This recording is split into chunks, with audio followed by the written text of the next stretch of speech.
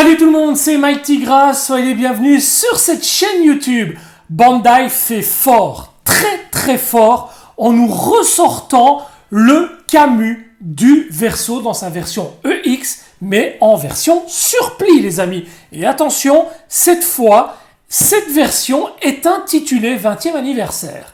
Alors il s'agit d'une des figurines les plus chères de tout le catalogue de Bandai au niveau des limites closes. Alors c'est pas un prix qui a été au départ réalisé par Bandai, loin de là, la spéculation a fait réellement grimper le prix de la première édition de cette figurine à des prix avoisinant parfois les 400 € les amis. Aujourd'hui, Bandai change la donne en nous ressortant cette version à un prix avoisinant les 150 €. Et là, j'ai envie de dire que les spéculateurs, les businessmen, ceux qui profitent de la passion des collectionneurs que nous sommes pour se faire du bifton sur notre compte, auront tout simplement le plaisir de prendre leur première édition, d'en faire une petite boulette et de se la mettre profonde dans le pépette. Et oui, attention les hémorroïdes toutefois, ce serait dommage de les percer avec des pièces en métal. Un énorme merci à la boutique Luna Park pour l'envoi de cette figurine dans sa version japonaise. Vous le savez, Luna Park, c'est la boutique qui me fournit toutes les figurines qui passent sur cette chaîne dans leur version japonaise pour aller plus vite dans leur présentation.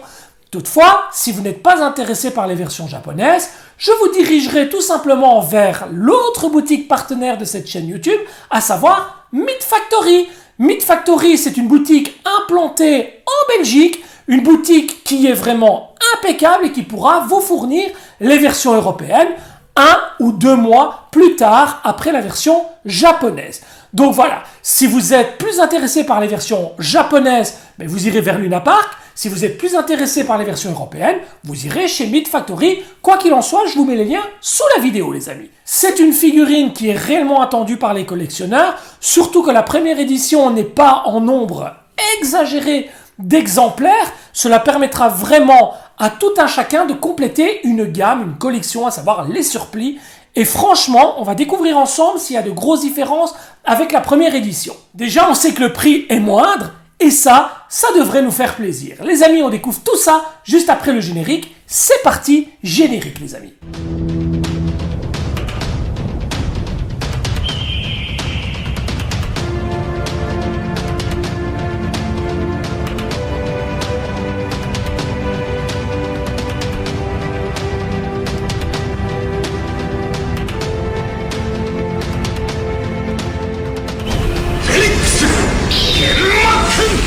À la différence des 5 chevaliers de bronze V1 ainsi qu'Athéna sorti également en 20e anniversaire, cette figurine sort totalement du lot. Ce Camus ainsi que le Shaka UX Revival que je vous ai présenté il y a quelques temps sur la chaîne n'étaient absolument pas prévus par Bandai et sont simplement le résultat de votes de collectionneurs. Bandai nous a proposé de choisir 2 figurines à rééditer. Ce sont ces figurines qui ont été élues. La boîte, quant à elle, est vraiment magnifique et respecte parfaitement le caractère design des personnages 20e anniversaire. En effet, une illustration de la talentueuse Michi Himeno, qui n'est autre que l'assistante de Maître Araki, nous montre ici une fois encore son talent au dessin. Et vous voyez ici un Camus de toute beauté avec des traits pastels très fins, fantastiques. Nous avons la forme objet du Verso ici et tous les logos habituels que l'on retrouve à chaque fois sur ces boîtes splendides, avec ici une petite indication du chapitre Hades. Sur le premier côté, on retrouve l'armure dans sa forme objet. Sur l'autre côté, on retrouvera notre Camus dans une position très neutre, bras le long du corps. Sur l'arrière, Camus toujours dans une position très neutre, diadème à la main. Les 6 visages qui composent cette figurine, à savoir un visage neutre, un visage hurlant, un visage aux yeux fermés, un visage avec le regard de côté, un visage avec les larmes qui coulent le long des yeux, ici un visage avec des yeux très bleus, profonds, vitrés. La forme objet ici, les 3 personnages côte à côte, à savoir Shura, Saga et Camus avec les visages noircis et ensanglantants, visage que l'on retrouvera également dans cette boîte. Et enfin, une illustration de la fameuse attaque Athéna exclamation, où justement le Camus se servira du visage avec le regard de côté que voici. À la différence des 5 chevaliers de bronze V1, cette illustration d'Ishi Imino n'est pas directement intégrée à la boîte, et tout comme pour Chaka de la Vierge en version EX Revival 20e anniversaire, il s'agit d'une cover, les amis. Une cover qui viendra agrémenter une boîte totalement identique à la version de 2017. Mis à part quelques petites différences au niveau des teintes des boîtes, une couleur plus prononcée sur la nouvelle version de 2024, tandis qu'on voit que la version de 2017 est un peu plus palote. Les logos ont également changé au niveau position. Vous voyez qu'on retrouve toujours les logos du chapitre Hades, on retrouve toujours les logos Bandai, mis à part qu'ici pour la version 2024, il s'agit du logo bleu Bandai Namco, tandis qu'en 2017, on était toujours sur la version Bandai tout court. Le petit intitulé 20e anniversaire juste là, mis à part ça, il s'agit exactement des mêmes boîtes, les amis. Aucune différence pour le premier côté avec la forme objet, aucune différence non plus pour la seconde face avec Camus dans une position d'attaque où Bandai a fait un petit effet sur les mains jointes. Il n'y a pas d'effet fourni dans la boîte, il s'agit bien d'un effet Photoshop. L'arrière, quant à lui, est également identique sur les deux versions et vous ne retrouverez rien de plus que ce que je vous ai montré sur la cover, les amis. Aucune différence non plus sur la partie du dessus de la boîte, mis à part une couleur un peu plus prononcée sur la version 2024. Une petite différence toutefois sur le dessous de la boîte, avec ici une petite annotation 20e anniversaire, tandis qu'ici on souligne le caractère Aquarius Camus. Deux boîtes totalement identiques, les amis, pour deux contenus totalement identiques. Je vous le disais, il s'agit d'une réédition et ne vous attendez pas à avoir un contenu différent. La seule différence que l'on pourrait avoir, c'est la qualité au niveau de la peinture de cette version 2024, peinture qui serait moindre que la qualité de la version 2017. Mais bien entendu, on va découvrir ça tout de suite avec les blisters. Il y a 3 blisters pour cette nouvelle version Revival de Camus.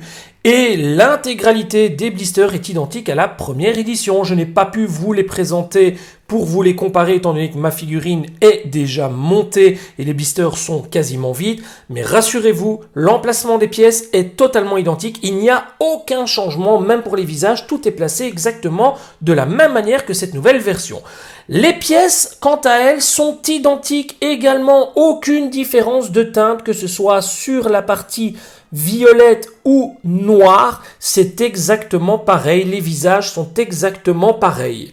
Le premier blister reprend le personnage de Camus, les épaulettes ou épaulières, les brassières, les avant-bras, les cuissardes, les jambières, les genouillères et 2 paires de protège-mains. Le second blister reprend une partie du totem ici avec la base du totem ainsi que la jarre, le diadème, le plastron, la partie qui viendra fermer le plastron à l'arrière, la partie abdominale, la ceinture. Le troisième blister reprend la chevelure trouée et les mèches qui viendront avec le diadème, les 5 visages que je vous ai présentés sur la boîte et enfin les 3 visages qui permettront aux 3 surplis d'avoir cette face avec le visage ensanglanté. Nous avons 1, 2, 3, 4 paires de mains et enfin les mains jointes. Qui dit version Revival dit version avec une petite carte que l'on viendra placer dans ce fameux classeur qui était à l'époque fourni avec le lion SOG. Pour rappel, ce serait bien que Bandai pense à ressortir une fois un classeur, tout le monde n'a pas fait les SOG, et ce petit carton, voilà, reprend une grosse partie des pièces du personnage, c'est plutôt sympa. Et nous avons bien entendu la notice de montage, les amis. La notice de montage est composée de 3 feuillets. Sur le premier, nous avons le référencement de chaque pièce. Attention toutefois pour les 3 visages ensanglantés, ils se ressemblent mais ne sont pas destinés au même personnage. Le A correspond à celui de Saga, le B à celui de Shura et le C à celui de Camus. Vous retrouverez notamment une petite lettre sur chaque visage pour ne pas vous tromper. Les 2e et 3e feuillets correspondent au montage du personnage et du totem. Aucune difficulté pour le montage de ceux-ci. L'arrière, quant à lui, reprendra la fin du montage du totem tout simplement. Le personnage est totalement identique à la première édition et honnêtement, on ne va pas s'en plaindre. C'est déjà très bien de nous avoir ressorti cette version du Camus surplis en version Revival pour un tarif moindre que celui de la spéculation. On va pas non plus tirer sur l'ambulance et cracher sur Bandai de nous avoir permis aujourd'hui d'acquérir ce personnage à un coût beaucoup moindre. Ce que j'aime beaucoup avec ce type de chevelure, c'est le fait d'avoir les mèches amovibles, ce qui permet lorsqu'on tourne la tête de ne pas être bloqué par les épaules. Il suffit de lever la petite mèche et de tourner la tête, et ça c'est vraiment chouette d'avoir un large spectre de mouvements disponible. Le visage est vraiment fidèle à Camus, on le reconnaît parfaitement, et la couleur des cheveux également au chapitre Hades. Qu'en est-il de la rigidité? Et c'est là que cette nouvelle version va prendre tout son sens, et malheureusement, vous le voyez tout de suite, il souffre d'un genou flasque, comme c'est l'habitude régulièrement sur les produits Bandai. Toujours cette articulation défaillante, d'où le fait d'avoir créé une nouvelle gamme de produits, à savoir les corps EX Metal. Je suis certain qu'à long terme, on aura droit à une réédition de chaque personnage avec des articulations EX Metal. Et honnêtement, ce ne serait pas une mauvaise chose parce que ces personnages sont vraiment hyper flasques. Regardez au niveau de la rotule, c'est catastrophe. Alors au niveau du reste des articulations, ça me semble correct. Les épaules, les bras, ouais, ça fonctionne plutôt pas mal. Le buste, la taille, la tête, c'est plutôt pas mal. Le seul point négatif, cette rotule de la jambe gauche, toujours aussi flasque. On commence avec la première cuissarde, la genouillère. Vient ensuite la jambière qui paraît être en un seul bloc, et pourtant celle-ci est composée d'une petite pièce en plastique sur la partie arrière. La particularité de cette jambière viendra sur le fait qu'elle recouvre intégralement la rotule qui sera cachée par cette petite pièce, et ça c'est plutôt sympa, ça permet de ne pas voir ce petit trou disgracieux lorsque vous effectuez un posing par exemple à genoux de cette manière. On vient fixer le pied, et on procède exactement pareil pour la seconde jambe.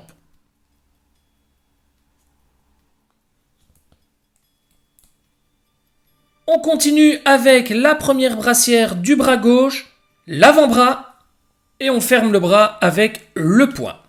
J'en profite tout de suite pour venir placer le recouvre-main. Et j'enchaîne pareil pour le second bras.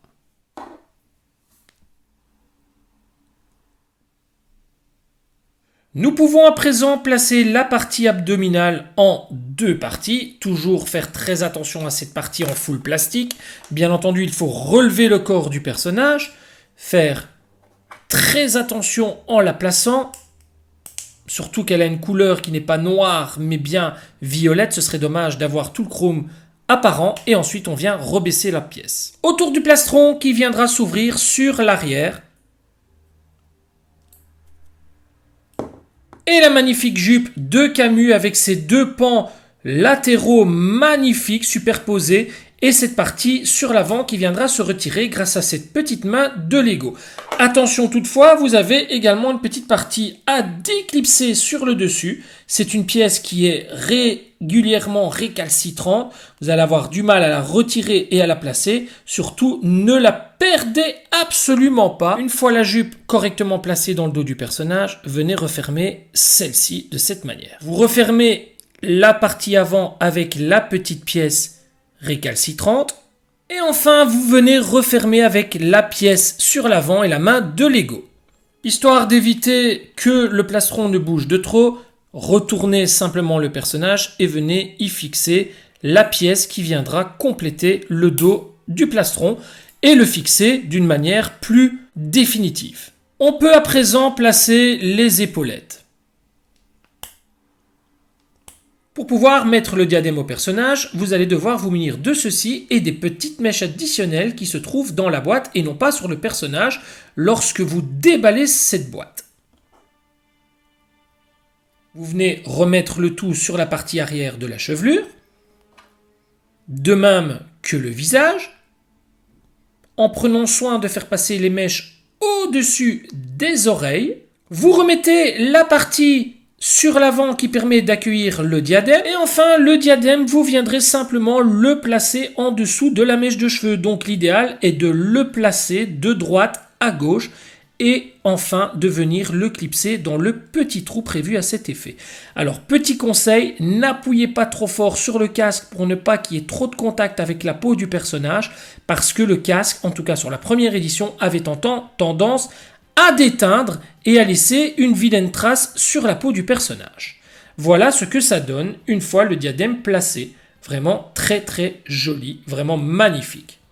Il ne nous reste plus qu'à placer la tête sur le personnage. Et voilà le personnage de monter totalement. Franchement, il est magnifique. C'est un personnage que je trouve réellement badass. Il a vraiment une allure, mais waouh, juste, on n'a pas envie de l'embêter. Ce que je vais faire avant d'aller plus loin dans la vidéo, c'est de positionner ce personnage 2024 de ce côté. Et donc voici la version 2017, à savoir la première édition sur votre droite d'écran. Version que je trouve également magnifique et vous voyez tout de suite que les couleurs sont identiques, la hauteur du personnage. Bref, il s'agit des mêmes figurines à 100% identiques les amis.